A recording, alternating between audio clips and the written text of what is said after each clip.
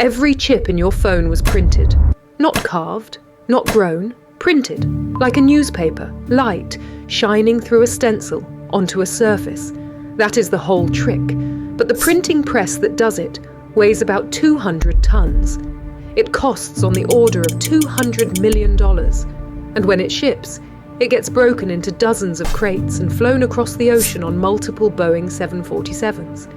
It prints with a light so fragile that air itself destroys it. This is the machine hiding underneath everything. Your phone, your car, artificial intelligence. This is part 3, the print. Here is the basic move. The pattern for one layer of a chip lives on a stencil, a quartz plate called a reticle, about the size of your hand. The machine shines light through it, down through a tower of optics that shrinks the image 4 times and prints it onto a patch of silicon about the size of a postage stamp, 26 by 33 millimeters. Then the wafer slides over, and it prints the patch again, and again, step flash, until the whole wafer is covered in identical prints. Do that for every single layer. Stack the layers on top of each other, and you have a chip. Simple. Except the lines you are printing are measured in nanometers, and the pen you are printing with is light itself. Which raises the question this whole industry has been fighting over for 50 years. How small can you make the pen? To print small, you need a small pen, and for light, the pen is its wavelength. The 1970s, chip makers print with light at 436 nanometers. Then the industry starts shrinking the pen, 365, 248, 193, 5 big steps, spread across 5 decades. But at 193 nanometers, the industry hits a wall. To print the finest layers of a 7-nanometer chip, factories had to split a single layer across as many as 5 separate exposures, 5 stencils, 5 prints, each one landing perfectly on top of the last. That was the state of the art, brute force. Then came the leap. Extreme ultraviolet, 13.5 nanometers. From 193, that is a jump of more than 14 times, bigger than the previous 4 steps combined. 5 exposures collapse back into 1. And the pen is now about 32 times finer than where this story started. There is just one problem. 13.5 nanometer light barely wants to exist. Almost everything in the universe absorbs this light.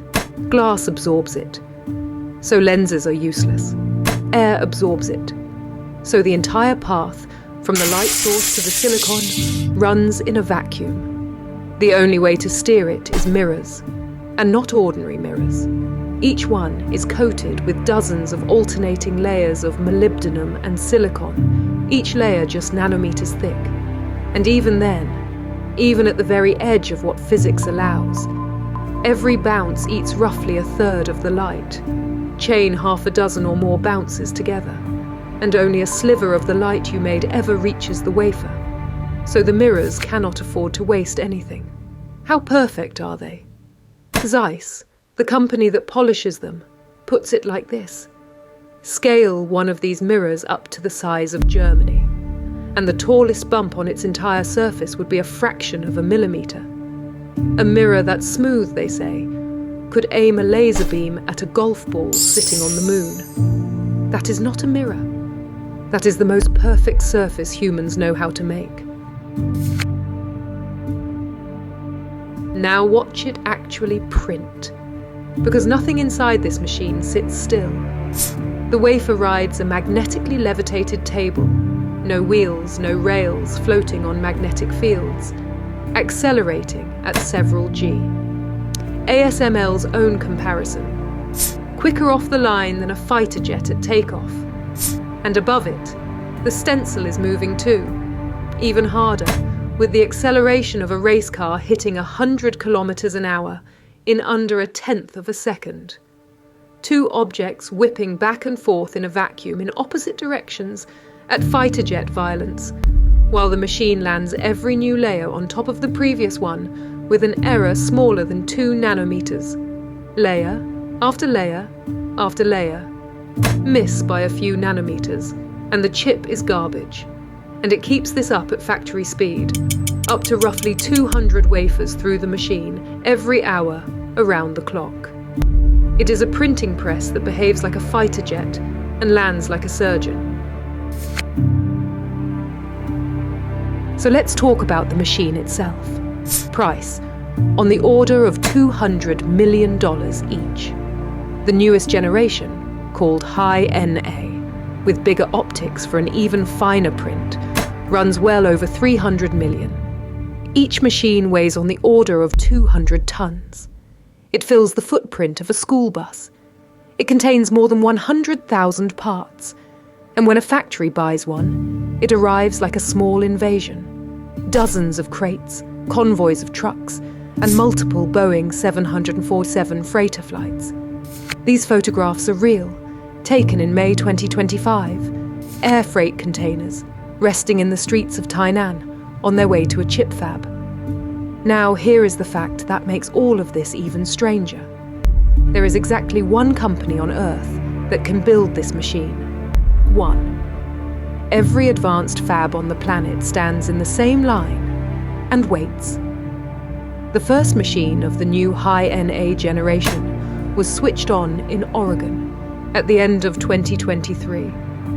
The next decade of computing walked in through that loading dock. One question left. Where does this impossible light actually come from? Inside every one of these machines, there is a tiny storm. 50,000 droplets of molten tin fall through the vacuum every second. A laser strikes each droplet twice. The first shot flattens it into a pancake. The second heats it to around 220,000 degrees Celsius. That is roughly 40 times hotter than the surface of the sun. A tiny star, igniting 50,000 times every second, so that your phone could be printed. We told that star's full story in another episode. It is on your screen right now. A grey rock became pure silicon. A room was built where a speck of dust is a boulder. And today, light printed a mind onto sand. Next time, the strangest ingredient in a chip factory: water.